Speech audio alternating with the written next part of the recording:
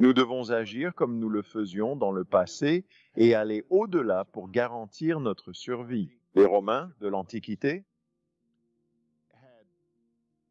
des expériences comme celle-là, leur empire s'est effondré. Tout leur univers s'est écroulé. Pas seulement leur empire, mais tout ce qu'ils connaissaient et comprenaient du monde a changé. Et nous allons également être témoins de nombreux changements. Ça va simplement se passer ainsi. La vie, elle change. Toujours. Rien ne reste jamais identique.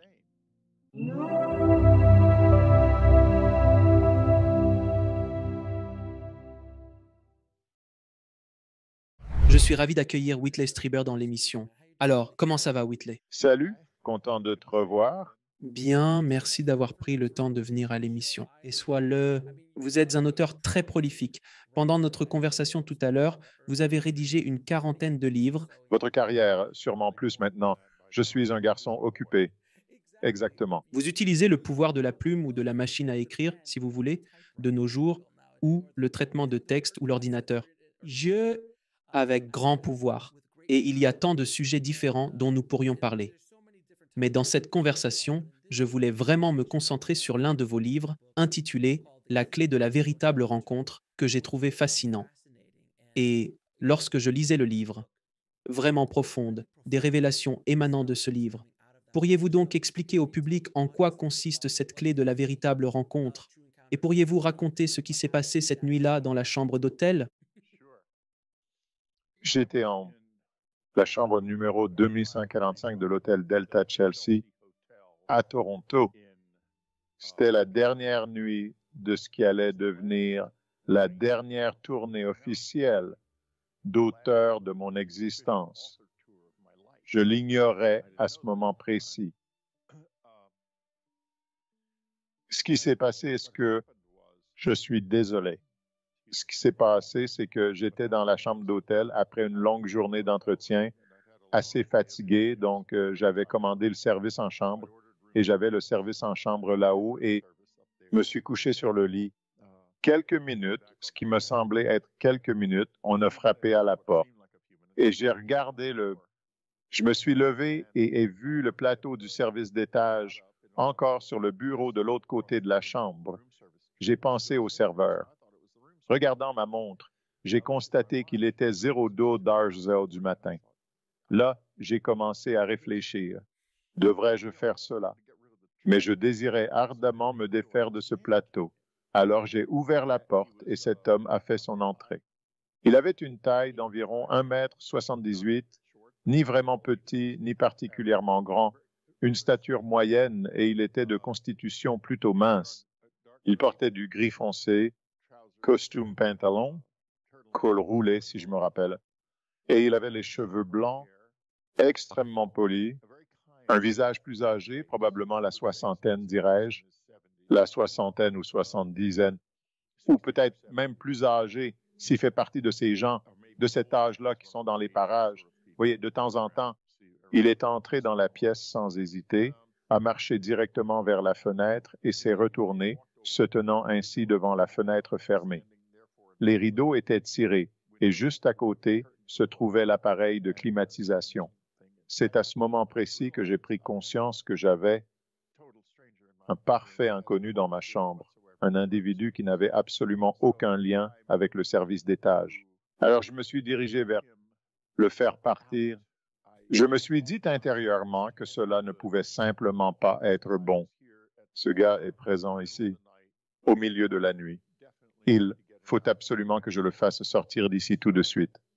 Alors, j'ai entamé ma marche en sa direction et c'est alors qu'il a prononcé « Tu es enchaîné au sol ». Et j'ai dit « Excusez-moi ». Et il a répondu « Je suis ici au nom du bien. S'il vous plaît, accordez-moi un peu de temps. Maintenant, je suis en réflexion. C'est un ventilateur. Il semble fonctionner parfaitement bien, mais nous sommes encore en pleine nuit et de ce fait, je suis toujours extrêmement mal à l'aise. Alors je demande qui sont les bons, imaginant qu'il allait répondre qu'il s'agissait d'une secte ou quelque chose d'approchant. Je n'étais pas certain de ce à quoi m'attendre. Il répond ceux dont l'existence est dédiée à l'ascension spirituelle. Et je suis toujours insatisfait de cela. Je dis, vous voulez dire comme des gens religieux? Puis il a dit la première chose qui m'a quelque peu arrêté. Il a dit, la croyance entrave la libération. L'ascension dont je parle est un processus de découverte de Dieu en soi et de l'univers à l'extérieur. Je fais référence au livre. Cependant, ce sont des citations. Je ne dirais pas qu'il s'agit de citations exactes, car ce n'est que 2 ans plus tard que j'ai réellement consigné cela par écrit. Tout était resté dans ma tête pendant tout ce temps, mais j'étais assailli par le doute. Est-ce que c'est réellement arrivé? Ou bien est-ce que cela ne s'est pas produit quelconque? J'ai appelé Annie depuis l'hôtel le matin suivant et je lui ai dit, parce que je suis du genre à nier les choses, à prétendre qu'elles ne se sont pas vraiment passées. Mais là, c'était bien réel, surtout avec tout ce qui était étrange. Tout le monde est comme ça. Je ne suis pas le seul. Du moins, je l'espère. Donc, je l'ai contacté tôt le matin et je lui ai annoncé que cela s'était réellement produit et que, assisté dans, j'avais vraiment besoin de pouvoir compter sur elle pour me rappeler de tout noter et, et de ne pas me laisser me convaincre ou me persuader que cela ne s'est pas véritablement passé. Ainsi, alors, revenons à ce qui est en train de se passer ici. Après cela, j'ai pris la parole lorsqu'il évoque ce sujet. Ascension et découverte de Dieu dans l'univers extérieur, je dis alors, qu'est-ce que ça signifie? Il répondit, l'humanité est piégée. Et je me disais, mais qu'est-ce donc que cela? Et alors, il a répondu, il y a un certain temps, d'autres éléments. Il a affirmé que l'Holocauste fut le génocide le plus tragique, événement le plus marquant des 2 derniers millénaires. Et cela a quelque peu interrompu le cours de mes réflexions. L'Holocauste, nous préférons ne pas trop méditer là-dessus. Je ne le fais pas. Enfin, non, je ne le fais. Personne, en effet. J'en suis pleinement conscient. Nous en sommes tous conscients. Plus récemment, il y a eu des gens, à la OOD. Il y a ceux qui le nient. Mais c'est arrivé, évidemment. Tout s'est vraiment passé. Bien sûr que oui. Il a dit, puis j'ai répondu, l'Holocauste a été l'événement le plus important des 2000 dernières années. Il a dit, vous étiez censé avoir acquis la capacité de quitter la planète à ce stade, mais vous êtes toujours coincés ici. Vous êtes peut-être irrémédiablement perdus. C'est qu'une partie, c'est une conversation difficile à avoir, quelle que soit l'heure de la nuit. Surtout à 0h00 du matin par un inconnu dans votre chambre d'hôtel. D'accord, mais je suis entraîné dans la conversation par ce qu'il dit. C'est ce que je vous dis. Je veux dire, je n'avais jamais entendu quelque chose de tel auparavant dans ma vie. Je veux dire, est-ce que, l'Holocauste, c'est quelque chose qui s'est produit. Les Allemands sont devenus fous. Ils ont tué tous les Juifs. Ça s'est passé. L'Holocauste. Mais je n'avais pas envisagé la situation sous cet angle. Un événement historique avec cette terrible résonance, profondément dans nos vies, comme décrit. Donc, il a dit, cela m'a causé beaucoup de problèmes dans certains cercles, car il y a beaucoup d'antisémites présents autour de nous. J'ai posé la question, un peu provocatrice, pourquoi l'Holocauste a-t-il empêché notre départ de la planète? Je me sens audacieux, parce que ce n'est pas tous les jours qu'un type se retrouve dans ma chambre à 2 heures du matin, ce qui me rend assez nerveux. Mais en même temps, il est incroyablement intéressant. Oui, il est profondément intéressant, extrêmement captivant. Alors, je dis ça, et là, il réplique, elle a réduit l'intelligence globale de l'espèce humaine en éliminant excessivement ses membres les plus compétents sur le plan intellectuel. Eh bien, on pourrait dire ça de n'importe quelle guerre, vraiment. Je veux dire, les guerres tuent. La Grande Guerre nous a dépossédés de tout ce qui était le plus précieux et le meilleur dans la civilisation européenne. Et la Seconde Guerre mondiale, en quelque sorte, a fait encore pire. Et pourtant, nous avons survécu. Je veux dire, la civilisation a survécu. Maintenant, mais alors, il devient plus précis. Vous voyez, il dit, car à cause de l'Holocauste, c'est pour cela que vous utilisez toujours des jets 75 ans après leur invention. Maintenant, cela fait 100 ans et nous les utilisons encore. Alors il prononce la phrase qui me coupe le souffle, et cela signifie que ce type va rester. Je ne vais pas le mettre à la porte de cette pièce. Il dit, la compréhension de la gravité vous est refusée en raison de l'absence d'un enfant, l'enfant d'un couple juif qui a été assassiné.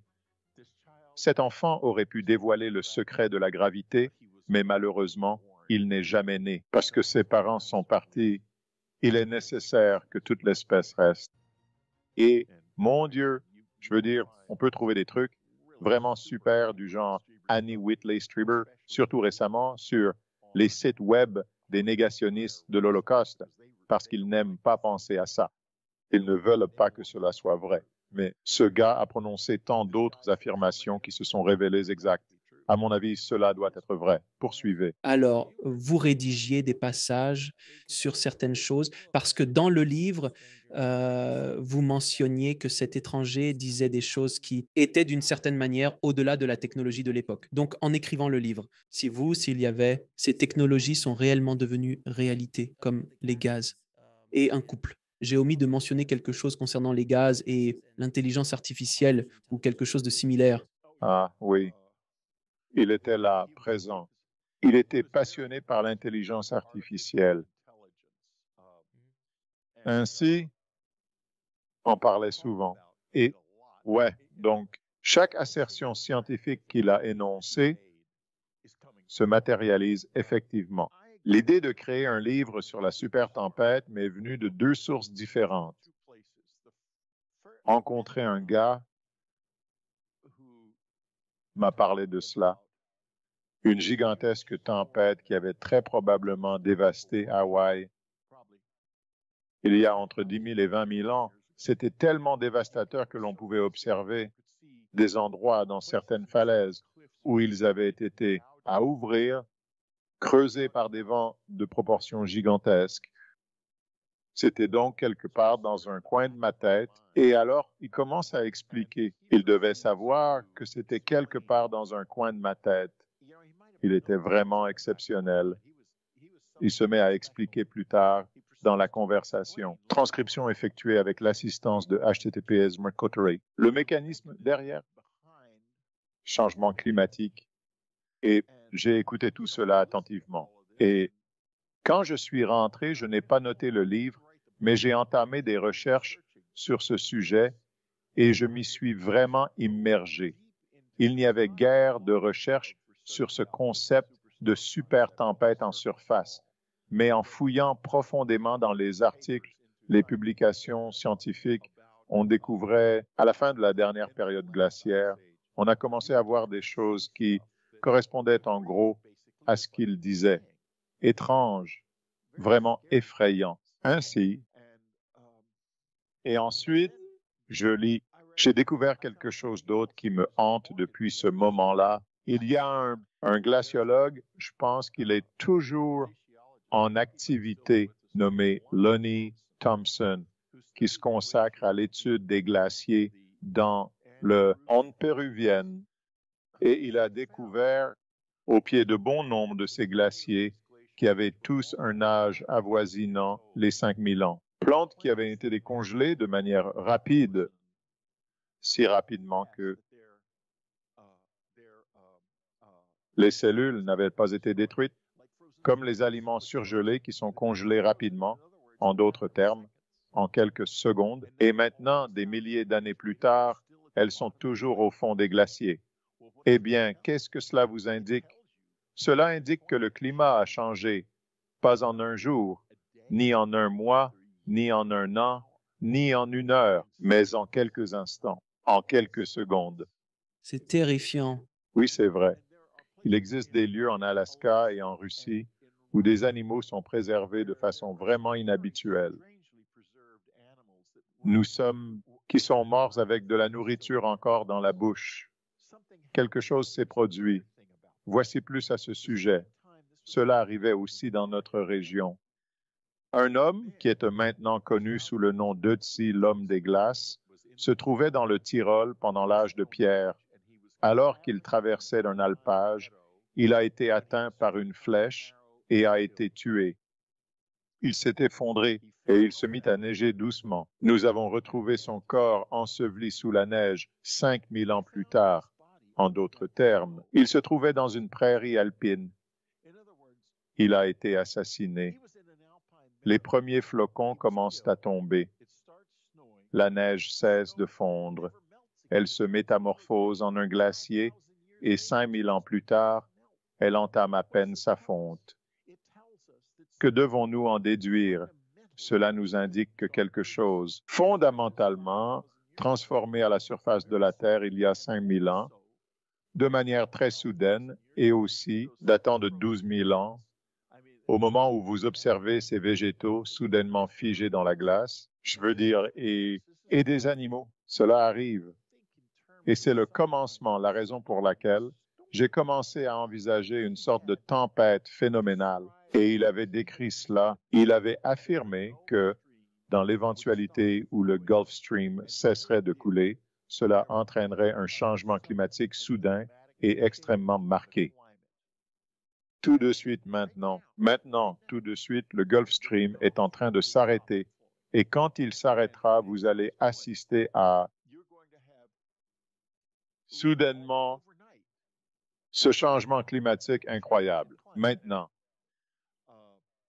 lorsque j'ai publié pour la première fois Superstorm, qui était basé sur les idées et la clé, et à un degré moindre sur ce que j'avais, oui, de l'homme avec qui j'ai parlé à Hawaï,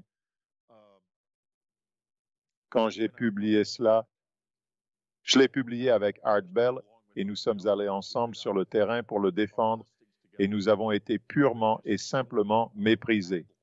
Matt Lauer, le déchu, l'animateur de Today, nous a regardés avec mépris pendant l'émission.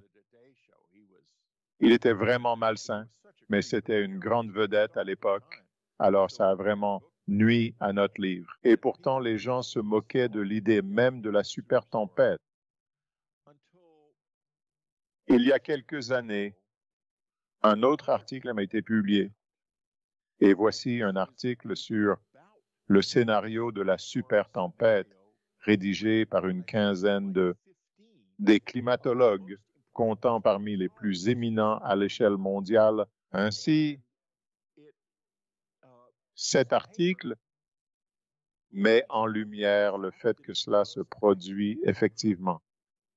Maintenant, à cet instant, pendant que nous parlons, il y a une tempête subtropicale qui se forme au large de la côte sud-américaine dans l'Atlantique, l'une des deux seules que nous ayons vues ces 25 dernières années. Et il y a tous les indices qui montrent que le Gulf Stream s'affaiblit.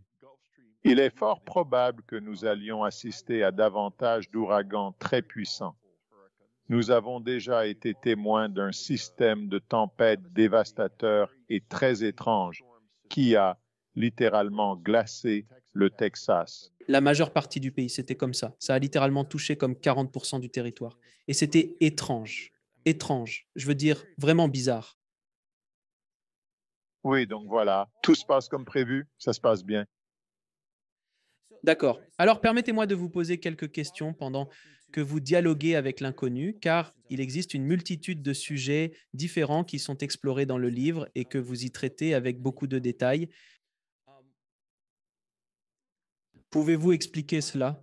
Comment pouvons-nous surmonter la peur paralysante qui contrôle la plupart d'entre nous? Qu'en pensez-vous? Eh bien, nous devons agir comme nous l'avons fait dans le passé et nous surpasser pour survivre. Les Romains de l'Antiquité. Des expériences telles que celle-ci, et eux deux, leur empire s'est effondré. Tout leur univers s'est effondré.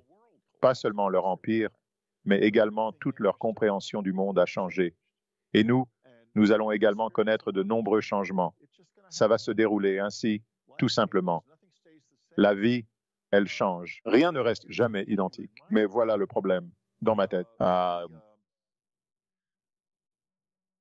question est-ce qu'il va complètement bouleverser notre monde et provoquer un déclin massif de la population ou même entraîner une disparition totale? Ou cela va-t-il être quelque chose où nous pouvons nous accrocher aux choses d'une manière et maintenir notre monde uni? Je ne connais pas la réponse à cette question complexe, mais pour l'instant, j'ai ma propre. Parce que, vous savez, on vient de passer 4 ans à faire semblant que ça n'existait pas et que ce n'était pas vrai. Et ensuite, avant cela, l'administration Obama n'a pas été très offensive à ce sujet, pas du tout. Cela n'avait pas beaucoup d'importance pour eux, et cela remonte jusqu'à l'époque Reagan. C'était toujours nié par la plupart des administrations, ou celles qui ne le niaient pas, tout au plus l'ignoraient. Oui, je me souviens. Reagan avait retiré les panneaux solaires que Carter avait installés sur le... Oui, absolument, c'est tout à fait exact. J'ai un... Je possède Salad. Le sentiment que, à ce stade, c'est extrêmement coupable à faire cela. Et aussi à cause d'une autre chose que le maître de la clé a dite. J'ai grandi catholique. Évidemment, donc, le péché m'intéresse énormément. Vous ressentez de la culpabilité et vous vous sentez coupable parce que j'étais aussi catholique. Culpabilité catholique ressentie.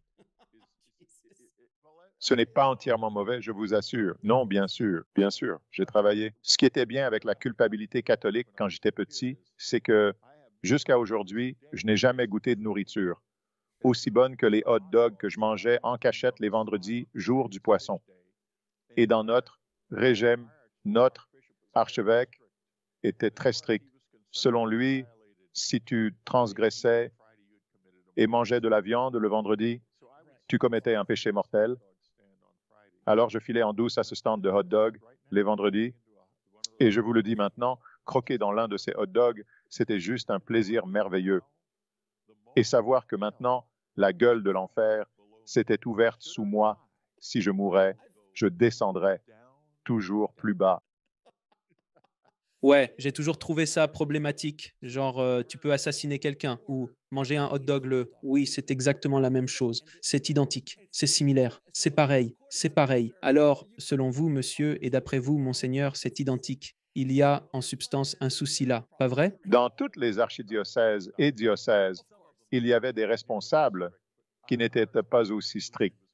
Cependant, l'archevêque Lucie, qui était un grand ami de mon grand-père, venait souvent chez nous pour partager le dîner et je lui ai joué de nombreuses farces. Mais quoi qu'il en soit, cela n'a absolument ni queue ni tête. C'était le mien, c'était le mien. C'était un voyage de culpabilité catholique pour moi.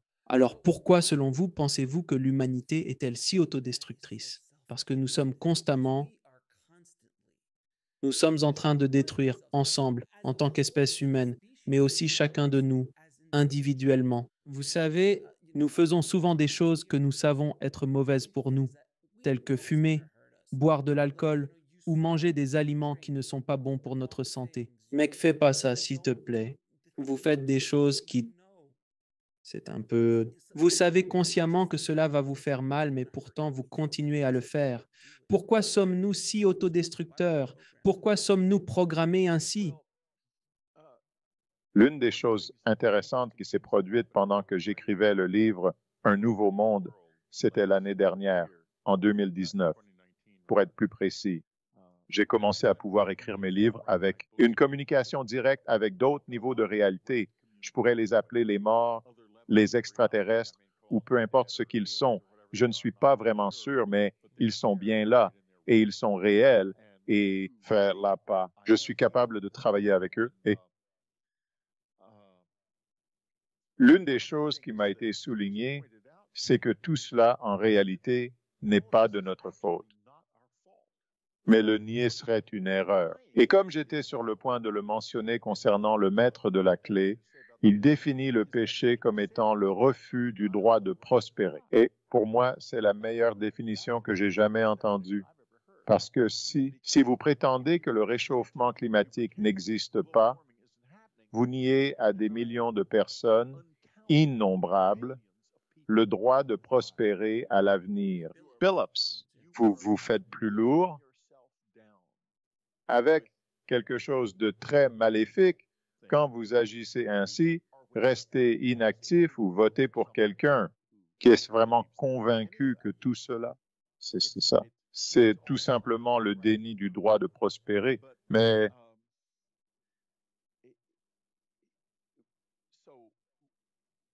dans un monde nouveau qui m'intriguait, je me demandais, tu sais, qui est responsable de ce qui se passe? Et les visiteurs.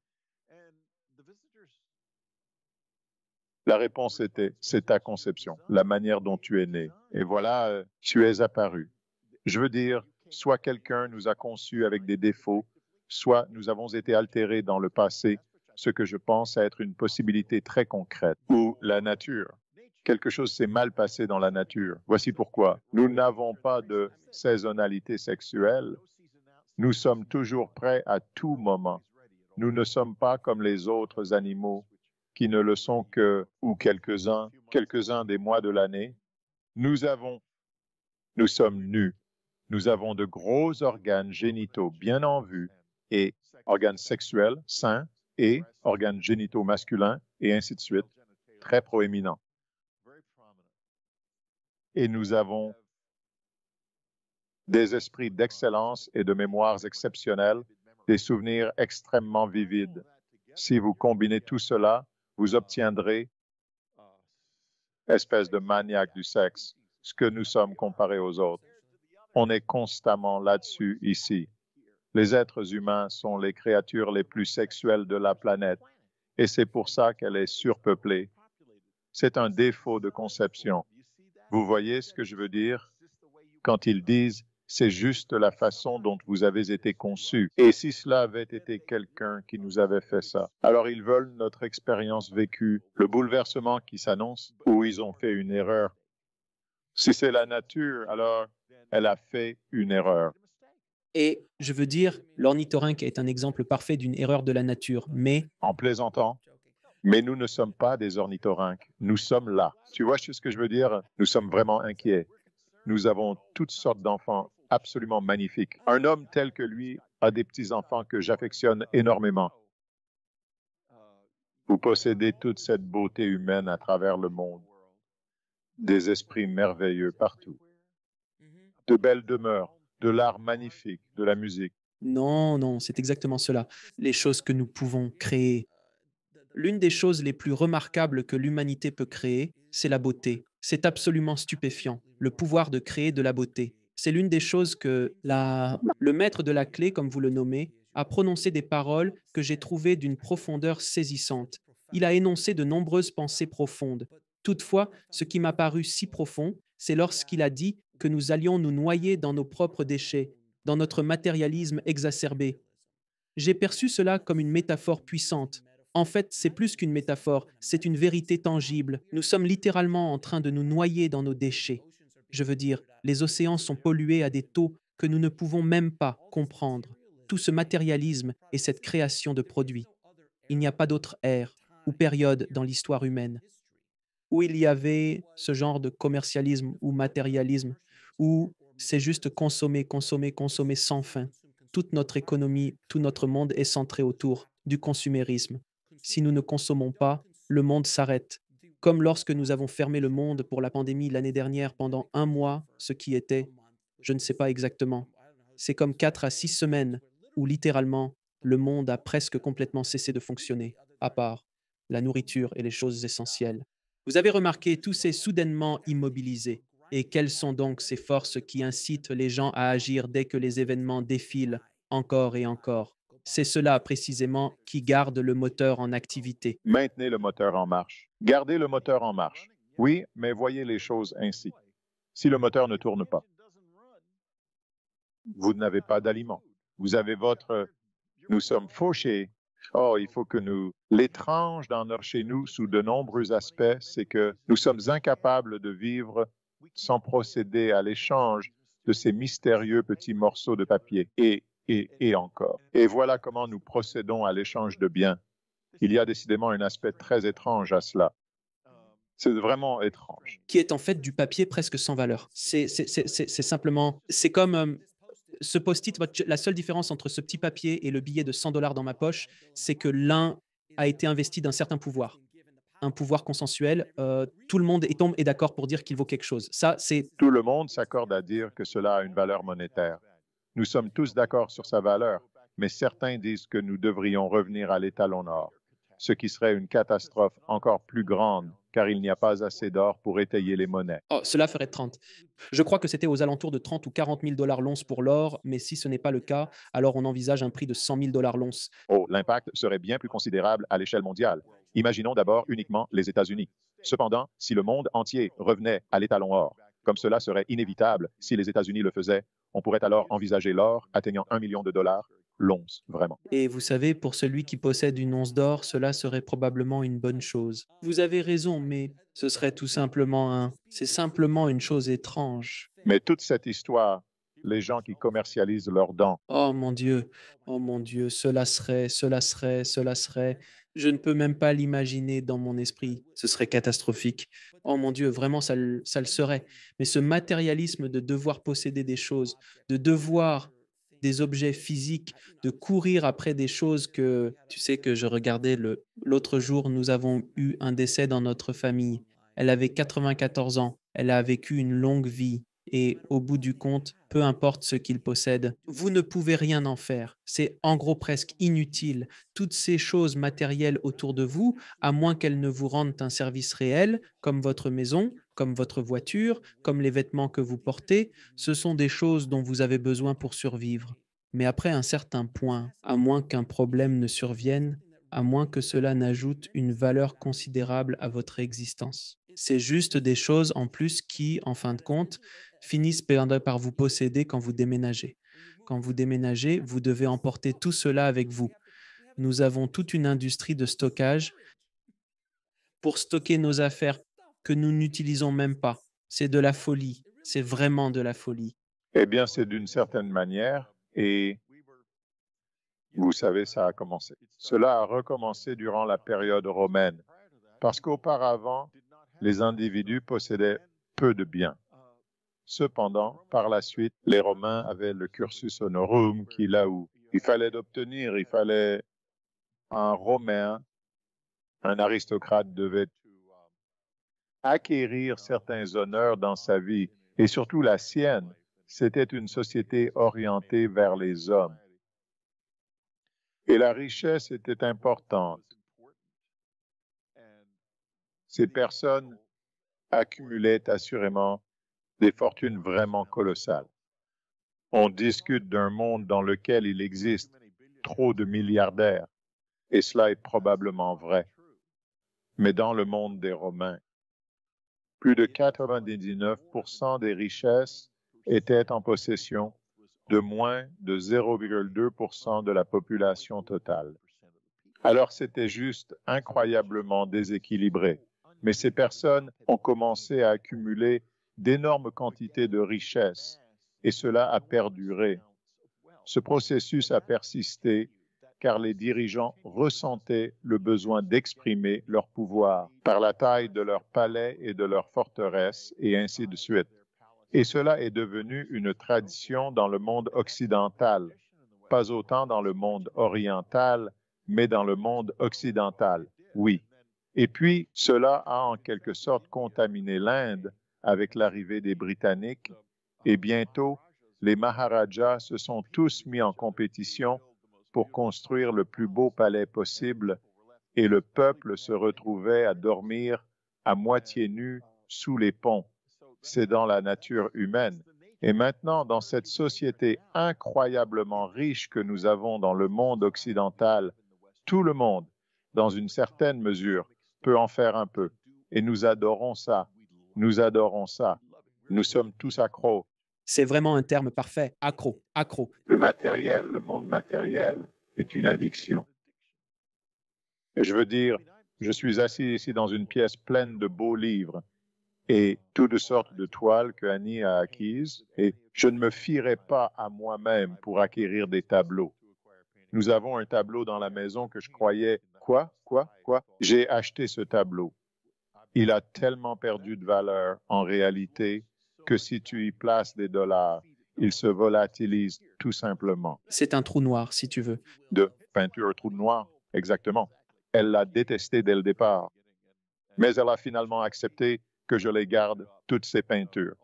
Alors, j'ai donné toutes ces peintures à mes enfants, à tous mes enfants. Oh, il y a de cela quelques années. Mais en tout cas, j'en ai encore un peu ici avec moi et c'est vraiment magnifique. J'adore être entouré de cela. Cela fait partie de la nature de l'homme. C'est dans notre nature humaine.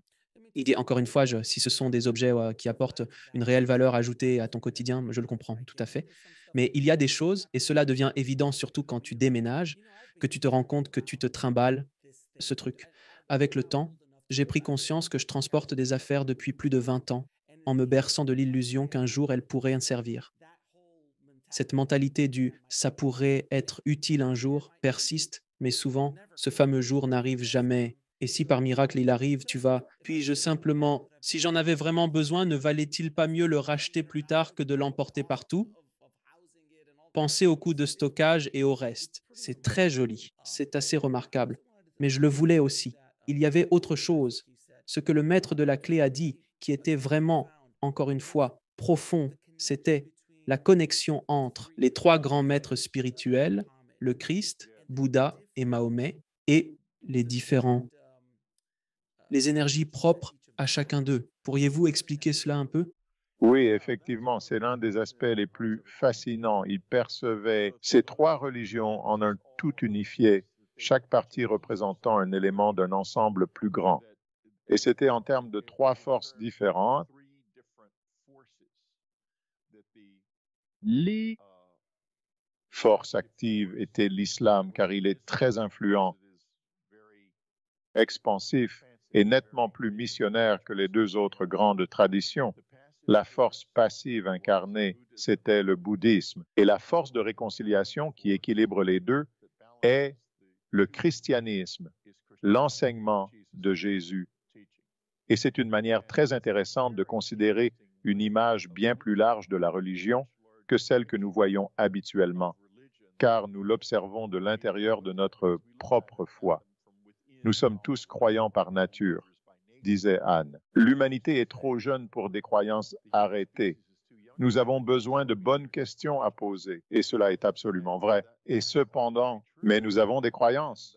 Et donc, si vous êtes chrétien, vous ne vous intéressez pas au bouddhisme. Et si vous êtes musulman, c'est encore, il peut être, dans certains cas, mal vu d'étudier les autres religions. Et si vous êtes bouddhiste, il se pourrait que vous pensiez que les chrétiens et les musulmans n'ont pas grand-chose d'intéressant à exprimer, mais cette perception n'est pas correcte. Les trois ont une grande valeur. Il avait raison sur ce point. Et si vous les considérez dans le contexte des autres, si vous regardez le christianisme avec un regard musulman ou bouddhiste, vous y découvrez un ensemble de valeurs tout à fait différents. Et cela fonctionne tout aussi bien pour les deux autres. En observant à travers les yeux du christianisme, vous voyez, en regardant le bouddhisme et l'islam, un ensemble de valeurs très différents. Je ne veux pas dire par cela que le croyant, avec des yeux qui rejettent, ou plutôt c'est un rejet. Non, je rejette cela parce que c'est Bouddha et non Jésus, mais un regard différent. Un œil ouvert. Soudainement, vous tombez sur une sagesse complètement inédite. Cela est très puissant. Cette affirmation est essentielle. Je suis content que vous l'ayez soulevée. La plupart des gens n'y réfléchissent pas à deux fois, mais c'est vraiment puissant. Non, c'est extrêmement puissant. Il a aussi mentionné cela dedans. Il y a comme un le. J'ai oublié les détails précis exactement. Cela même. En islam, on se consacre entièrement à Dieu. J'ai oublié les principes du christianisme. Cependant, dans le bouddhisme, on recherche en soi-même Dieu ou une sorte d'énergie divine à travers la pratique de la méditation. Mais j'avais oublié que le christianisme était une forme d'énergie, en fait, trois énergies complètement différentes. Et quand il a parlé de cela, quand j'ai entendu ces mots, j'étais là, stupéfait, réalisant à quel point cette idée était profondément significative. Je pense que l'époque dans laquelle nous vivons actuellement a probablement commencé. On dirait que c'était à l'époque où des personnes telles que Yogananda sont arrivées et ont entamé. Profitez-en pleinement, enseignant aux gens des disciplines telles que le yoga, la méditation et d'autres pratiques similaires. C'est alors que le concept de En Occident, la quête de Dieu en soi et la recherche de réponses intérieures ont émergé. À l'Est, cette introspection et la quête spirituelle étaient déjà établies, probablement depuis quelques milliers d'années, avec les yogis et ces sortes de pratiques. Mais je pense qu'aujourd'hui, la méditation est quelque chose qui n'est plus perçu comme avant. Je suis assez âgé pour me souvenir de l'époque où méditer, c'était être bizarre. Ma mère méditait dans le temps. Ses beaux-parents la regardaient comme si elle était folle. Alors, et je viens d'un milieu latino, donc c'était quelque chose de totalement étranger pour eux, alors qu'aujourd'hui, il y a des applications et tout le monde comprend maintenant la science de la méditation. Et si vous voulez juste le voir d'un point de vue physique, ce que ça fait à votre physiologie, comme cela est. Et il y a des choses qui ne peuvent toujours pas être expliquées en ce qui concerne la méditation, les bienfaits de la méditation et l'introspection. Mais je viens de trouver, vous souvenez-vous de l'autre, ce qu'était le christianisme? Oui, mais avant de nous pencher sur ce sujet, j'aimerais évoquer un peu l'hindouisme, domaine dans lequel il exprime des pensées remarquables, n'est-ce pas? C'est ce qu'il prétend. Et voilà, véritablement, encore une de ces citations éblouissantes. Les divinités hindoues sont des incarnations de personnalités raffinées jusqu'à leur essence fondamentale. Vous savez, moi aussi, je tombe sur une phrase de ce genre et je pense, comment peux-tu te permettre de douter si cet homme est réellement toi ou pas? Ce n'est pas quelque chose que tu peux affirmer. Pourquoi te places-tu sur un piédestal? Je n'ai pas dit que je n'aurais jamais pu penser à une chose pareille, mais c'est incroyablement brillant. Il dit que l'hindouisme est la voie de la connaissance de l'âme, car connaître les dieux, c'est connaître l'âme. Les grands systèmes de connaissance de soi étaient la religion égyptienne et l'hindouisme. Aucune quantité de connaissance scientifique de l'inconscient ne fournira autant de substance pour le corps énergétique qu'une véritable relation avec les dieux hindous, n'est-ce pas? Incroyable. Je veux dire, c'est remarquable. Je m'en souviens également, j'écoutais cela et je me disais: «Waouh, c'est incroyable» et à bien des égards, on peut observer les divinités de la Grèce antique avec leurs multiples personnalités distinctes et la manière dont, tu sais, elles incarnent toutes les différentes facettes de l'humanité, ce que j'ai toujours trouvé particulièrement captivant dans la mythologie grecque. Mais il y a aussi les dieux de l'hindouisme et la façon dont a bien été. Comment réunis forment-ils des éléments de la personnalité? Du moi en cours, de l'existence? Oui, c'est vraiment énorme. Ils font partie de chacun d'entre nous. Et soudain, cette religion qui nous paraît si étrangère en Occident prend vie de manière éclatante dès lors que l'on commence à voir ce qu'elle est vraiment. L'autre sujet dont vous faisiez mention, cependant, dit-il, recherchez le royaume en tant que chrétien, offrez-vous à Dieu en tant que musulman. D'accord.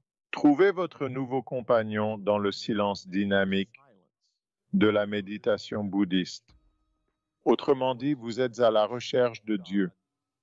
Selon les enseignements de Mahomet, avance en direction du royaume, lequel est... Mais le fait, le royaume de l'amour. Oui, c'est bien le royaume des cinq. Même dans l'Évangile selon Thomas, il existe 5 arbres dans le paradis. Et les autres, le numéro 5. L'enseignement de Jésus est en réalité tout au sujet des nombres sacrés, mais nous ne le voyons plus du tout ainsi. Nous l'avons pris au pied de la lettre et dévalorisé, malheureusement.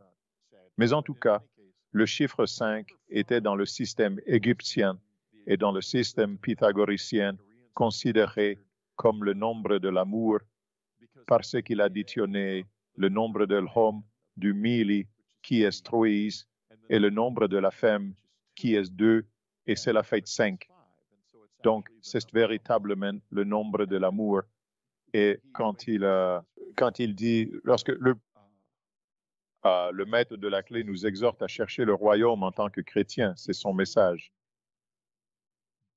Vivez par amour, vivez dans l'amour. C'est exactement ce qu'il a dit. Je l'ignorais à cette période. À ce moment précis, je n'avais aucune connaissance concernant l'évangile de Thomas et je n'avais strictement aucune idée sur le nombre 5 ou sur Pythagore. L'explication dans le contexte de sa connaissance de secrets égyptiens. Alors, je ne savais rien de tout cela. Et Mais tu sais, ce document, le livre, la clé, est rempli de une profondeur tellement insoupçonnée que lorsque je la couchais sur le papier, elle devenait l'une d'entre elles. Une phrase qu'il a prononcée et que j'ai véritablement notée tellement elle était marquante. C'était vraiment une citation magnifique qui disait que la haine est semblable au charbon. Elle a une fin, mais l'amour est comme la chaleur. Il est sans fin. Et j'étais là, touché, oh, par tant de beauté. Ouais. Et il se trouve que c'est vrai. Là, c'est absolument vrai, parce que la haine se dissipe. La haine ne peut pas se dissiper. Mais l'amour, lui, continue toujours. Ouais, voilà. C'est bien lui. Il percevait le mal comme anthropique, c'est-à-dire désordonné. C'est comme si zéro absolu, l'instant où toute activité cesse. Il n'y a rien. Il ne reste finalement plus rien là-bas. Cela s'épuise progressivement, cela s'épuise sans cesse. Cela s'épuise progressivement, mais l'amour brûle éternellement. Il perdure encore et encore. À travers des générations et des générations et des générations. Ça ne s'arrête tout simplement pas. Mais la haine, nous vivons dans un univers qui est en voyage vers l'extase. Et je ne parle pas seulement de l'extase sexuelle, mais elle en fait partie. Non, évidemment pas. Bien sûr, maintenant, disons, il s'agit d'une question vraiment profonde. Quelle est votre définition de l'âme? L'émission s'intitule Âme d'avant-garde et nous visons à élever l'âme à un niveau supérieur, en phase avec mes ambitions dans ce monde. Alors, quelle est pour vous l'essence de l'âme? Eh bien, je voudrais vraiment parler en termes de système, à mon avis, et cela ne découle pas tant de la clé que du texte des pyramides situées dans le temple d'Unas, plus précisément dans la pyramide d'Unas en Égypte. Ce texte représente le plus ancien texte religieux connu dans le monde. Cependant, je suis d'avis que c'est quelque chose de différent. Je pense que ce n'est pas tant le premier texte religieux en soi, mais plutôt le dernier texte de la science de l'âme, d'une science répétable concernant l'âme. Je pense que nous avions déjà une telle science il y a bien longtemps, car ce texte a 3000 ans. Et si vous l'examinez et que vous considérez les idées qu'il contient, elles sont très sophistiquées, des idées extrêmement progressistes. Elles n'étaient pas les premières. C'est le résultat final d'une longue évolution de la pensée et de l'observation. Et en gros, ce qu'il perçoit en termes de structure humaine, c'est qu'il y a un corps physique, des sensations en un flux continu vers la colonne vertébrale qui accélèrent leur vitesse. Dans la vue, on trouve la vision. La vision, les Égyptiens les percevaient comme une colonne de lumière. Et ces impressions de la vie sont accélérées dans cette colonne de lumière, puis transmises à un corps électrique, le second corps, au fond de l'âme, l'âme pure. La partie active de cette triade est le corps physique, ainsi que la personnalité qui se développe au fil du temps. La partie passive de notre être, c'est l'âme qui existe hors du temps et qui a donné naissance à de nombreux corps au fil du temps. Et il ne serait pas surprenant que parfois les âmes puissent générer plus d'un corps simultanément. C'est très passif. Et vous parlez de méditation. La vraie méditation consiste à impliquer le corps et l'âme d'une manière inédite. Et cela se fait à travers cet autre corps, le second corps. Lorsque vous sortez de votre corps, ce qui m'arrive occasionnellement, vous n'êtes pas chez vous. Ce n'est pas votre âme que vous voyez, c'est votre second corps, la partie qui absorbe absolument tout de cette vie. L'âme existe aussi, et en la transmettant ainsi à l'âme, et l'âme s'en imprègne profondément. Et d'après les anciennes croyances égyptiennes, la croyance après le décès du corps, et l'âme avait absorbé tout ce qu'elle pouvait de la vie, c'est le cas. C'était précisément à ce moment quand il se mesurerait en opposition les 42 points de négatif. Les sociétés régies par ce que l'on nommait les lois de Mahat. Et si vous aviez aviez mené une bonne vie, vous monteriez. Et j'ai personnellement vécu l'expérience de la quantité incroyable de détails qui est réellement cachée au plus profond de nous. Il y a des années, je crois que c'était en février 1987 ou 88, j'ai reçu un appel. J'étais dans la cabane dans le nord de l'État de New York et c'était un week-end et un bruit se faisait entendre dehors, comme le son d'un clairon, un son très envoûtant. Et j'ai immédiatement su ce que c'était. C'était les visiteurs. Et ils m'appelaient. Alors, il était environ 6h30 du matin et à peine le jour commençait à se lever. Et je me suis levé d'un bond du lit, enfilant mes pantoufles et ma robe de chambre. Et j'ai couru et j'entendais ce bruit particulier parce que les petits bateaux, lorsqu'ils naviguent au ralenti, émettent un son étrange qui ressemble à un cliquetis. J'entendais ce bruit persistant, au-delà du petit bois qui était à côté de notre maison, de notre cabane. Et alors je me suis dit, mon Dieu, ils sont dans la clairière, l'endroit où ils m'avaient emmené la première fois. Alors je suis sorti sur notre terrasse et sur une petite colline, et à travers les bois dénudés par l'hiver, je pouvais voir qu'ils étaient là. Il y avait quelque chose, et je pouvais distinguer quelques silhouettes autour. Et j'ai hésité un instant parce que je me suis dit, bon, si je descends là-bas et si jamais ils ne me laissent pas revenir, qu'adviendra-t-il alors d'Anne et de mon garçon, de notre enfant? Que leur arrivera-t-il? Et puis, j'ai entendu cette voix dans ma tête qui disait, allez, allez, une voix vraiment rauque. Et je me suis dit, peut-être que ce n'est pas ce que je veux faire ici, peut-être que je ne vais pas descendre là-bas. Alors, je me suis retourné vers la maison et à l'instant où j'ai posé ma main sur la poignée de la porte pour rentrer, il y a eu 3 cris au-dessus des bois qui restent à ce jour les sons les plus étranges que j'ai jamais entendus. Ils étaient si précis que ils étaient incroyables à entendre. La précision en eux était étrange, n'est-ce pas? Mais en même temps, il y a cette précision ultra super mécanique dans la tonalité et la séparation des sons, une profondeur émotionnelle incroyable. C'était les sons les plus émouvants que j'ai jamais entendus, vraiment. Je suis quand même entré dans la maison et je me suis assis au bord du lit et il y avait quelque chose dans la maison, dans la chambre avec moi que je ne pouvais pas voir. Et ainsi, la chose suivante que je savais, je me retrouvais soudain à déambuler dans cet espace étrange avec ses colonnes hautes, minces, qui semblaient être en bois. Et je me suis retrouvé à glisser tout doucement. Et je me suis dit, mais qu'est-ce qui m'est arrivé, bon sang? Puis soudain, j'ai reconnu un des objets dans la pièce. C'était le bureau de ma mère, de ma petite enfance, dans sa chambre. Et soudain, je fus ramené au moment où j'ai fait mes premiers pas. C'était comme si j'étais à nouveau dans mon corps de bébé, revivant ces instants avec mon esprit d'adulte. C'était totalement pas aussi fluide. Et après notre mort, c'est ainsi que nos vies se dévoileront dans les moindres détails. Maintenant, je n'ai pas répondu directement à votre question sur l'âme, mais j'y ai suffisamment répondu indirectement à propos du processus, que la vie nourrit profondément l'âme et pourquoi il est essentiel de la nourrir avec de bons aliments. Bien. Alors, c'est cela, l'expérience de ce que nous nommons la vie, l'expérience de venir au monde.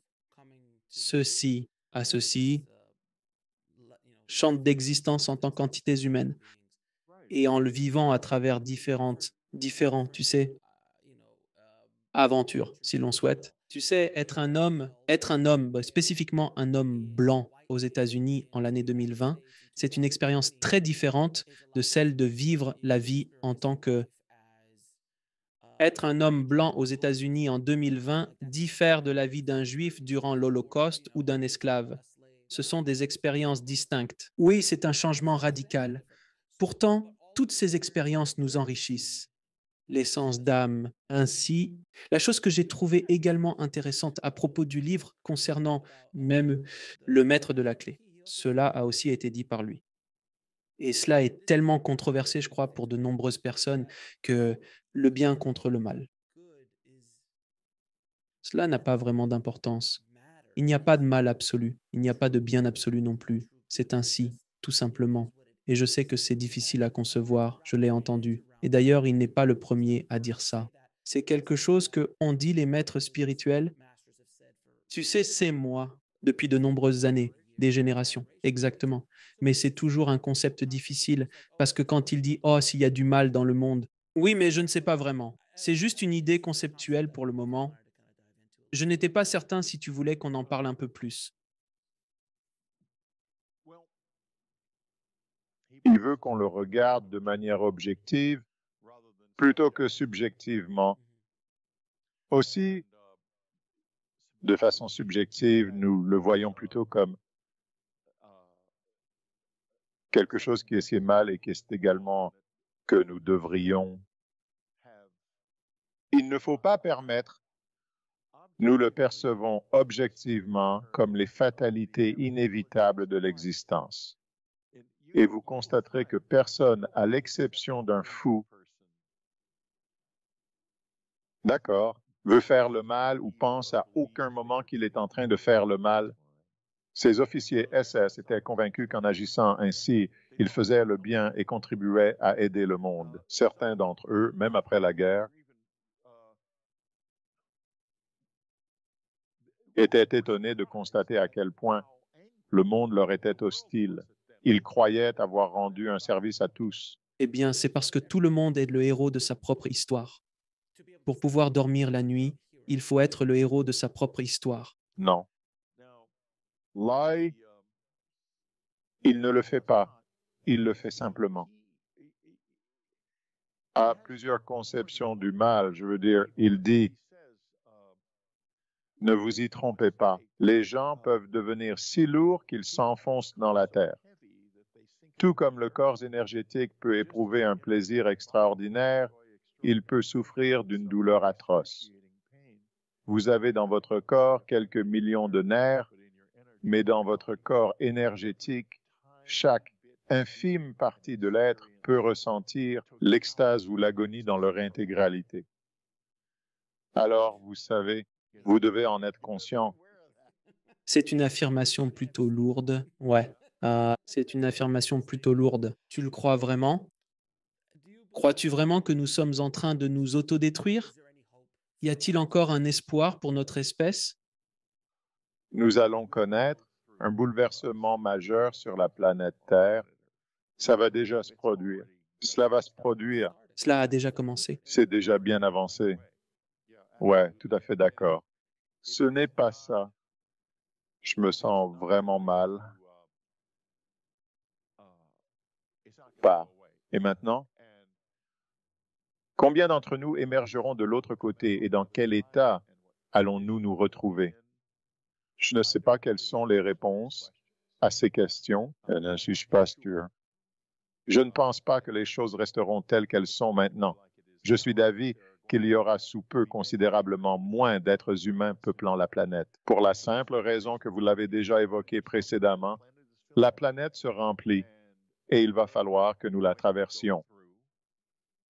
Dépérissement des espèces. Et vous pouvez le voir dans l'histoire de la planète, cela arrive tout le temps. Ce n'est rien de nouveau et c'est juste une partie de la vie de la Terre. Et nous faisons aussi partie de la vie de la Terre. Maintenant, il y a toutefois une chose qui est une sorte de joker. C'est l'esprit humain. Je pense qu'il est très probable que la situation se détériore davantage avant de s'améliorer, mais qu'au final, nous nous sauverons et sauverons notre avenir grâce à l'utilisation de la science et de la technologie et une nouvelle vision de l'humanité qui commence par l'âme et non par le corps. Une chose existe. Je n'interromps pas, mais s'il vous plaît, continuez. Non, continuez. Non, il y avait une chose dont je me souviens. Pendant que vous parliez, je me rappelle de ce commentaire où, quand il y a des découvertes, il y a des choses que nous tenons pour acquises aujourd'hui et que nous pouvons percevoir maintenant, qui étaient essentiellement de la magie noire il y a 100 ans. Ah oui, Merci. Il y a des tonnes et des tonnes de choses. Je veux dire, Internet et les téléphones, la télévision et la radio et l'aviation. J'adore la citation sur le vol qui était dans le livre où, en gros, ça dit, livre intéressant, les frères Wright, quand ils volaient, ils le faisaient vraiment. Et le New York Times a déclaré, cela est tout, c'est faux, ça ne s'est pas vraiment passé. un scientifique très célèbre de l'époque, quelques mois avant leur vol, a publié un important article démontrant comment le vol d'un engin plus lourd que l'air était impossible. Bien sûr. Puis ils ont volé. Et maintenant, ça nous fait rire. Mais sur le moment, était presque. C'était simplement de la folie. Même l'imaginer était tenu pour un miracle. Et certains le considéraient comme diabolique. Bien sûr, toujours et encore, toujours et encore, toujours et encore, tout nouveau est vu comme démoniaque. Nous aimons le démoniaque, c'est si divertissant. C'est exactement ça. Avant de conclure notre entretien, je souhaitais aborder le sujet de votre dernier ouvrage, intitulé Jésus, la nouvelle vision. Pourriez-vous nous expliquer ce qui vous a inspiré à écrire ce livre? Ce qui m'a poussé à écrire ce livre, c'est que je suis profondément impliqué dans un travail avec ma femme qui est, elle est peut-être morte physiquement, mais elle est toujours là. Et c'est pour cela que je porte les deux alliances. Elle a une intelligence remarquable et présence incroyablement vivante. Je travaille avec d'autres parmi les morts, je suppose, et peut-être avec des entités qui ne sont même pas humains ou qui ne l'ont jamais été. Et je ne sais pas, cette tâche se déroule à une heure bien précise de la journée que, en certaines traditions yogiques, nomment cela l'heure de Brahma Muhurta, l'heure de la création. Elle correspond à peu près à 1 heure et demie à 2 heures avant l'arrivée de l'aube. Et je suis debout à cette heure-là chaque matin pour faire ma méditation que j'appelle l'exercice de perception que j'ai appris à la Fondation Gertie à cette période. Cela fait désormais plus de 50 ans que je m'y adonne. Et quand je le faisais à cette époque, je m'engage en faisant preuve d'un niveau de créativité qui est extrêmement puissant. Et j'écoute avec attention, et cela m'a orienté dans la rédaction des 3 livres que j'ai récemment composés. Révolution de l'au-delà, à propos de mon expérience de redécouverte d'Anne d'une manière totalement nouvelle après sa mort. Un monde nouveau, l'histoire commence. Il s'agit de comprendre comment vraiment communiquer avec les visiteurs et maintenant avec Jésus. Une nouvelle vision qui consiste à utiliser le savoir qui me parvient de ce niveau, où il y a essentiellement une connaissance parfaite de l'histoire. J'ai réussi à réécrire l'histoire de Jésus en utilisant des termes humains. Oui, la résurrection s'est produite. Oui, effectivement, il était aussi un être humain. Et c'est ce qu'il a dit. La résurrection le proclame, elle parle de nous et de ce que nous sommes. Non, que nous pouvons tous mourir et revenir en tant qu'êtres de lumière. Mais nous sommes bien plus que ça. Et ainsi, son enseignement revient aux 5 arbres du paradis. Cette union avec le bien conduit à l'amour, et comme vous le disiez plus tôt, l'amour est le plus puissant. Annie a dit que c'est le plus puissant de l'univers. Cela, nous ne le comprendrons pas. Je lui ai demandé après son décès, et l'une des premières questions que je lui ai posées concernait la gravité. Parce que je sais que les personnes en Chine, aux États-Unis, en Russie, en France et en Angleterre sont conscientes qu'il y a des navires dans cette zone qui fonctionnent indépendamment de la gravité, ayant une maîtrise complète sur cette force fondamentale. Et elle a dit, nous ne comprendrons jamais la gravité jusqu'à ce que nous comprenions et puissions vivre avec le fait que l'univers est fondé sur le désir.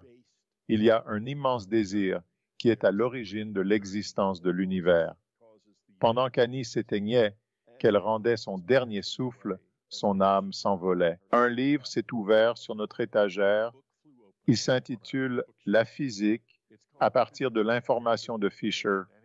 Annie le connaissait très bien et il s'est ouvert sur une page sur laquelle il y avait beaucoup de marques jaunes. Il y avait, oh là là, une phrase qui est barrée. L'univers a commencé comme une unique quête primordiale de connaissance. Et vraiment, il l'est. Entrer en interaction avec ce niveau de conscience, cela nous conduira aussi à acquérir la compréhension essentielle pour propulser l'humanité dans l'espace cosmique. Et cela est crucial si nous voulons survivre aux grands bouleversements futurs. C'est de cette manière que nous allons procéder. Ce ne sera pas dû au fait qu'Elon Musk parvient à envoyer 150 personnes se trouveront sur Mars. Ce sera parce que tout le monde est capable d'aller et nous pouvons trouver de nouveaux mondes à explorer pour nous. Mais cela ne nécessite pas uniquement de la science. Il est essentiel que nous trouvions la paix en nous-mêmes et avec nos âmes, ainsi qu'avec l'univers tout entier. Et tout cela représente, pas directement contenu dans Jésus, une nouvelle vision, mais c'est une nouvelle façon de comprendre comment être un bon être humain, comment vivre comme il a vécu, et pourquoi il a vécu ainsi, et pourquoi nous devrions le faire. Et croyez-moi, ne le faites pas, SVP. Lisez le livre. Si cela vous intéresse, je vous encourage à le lire.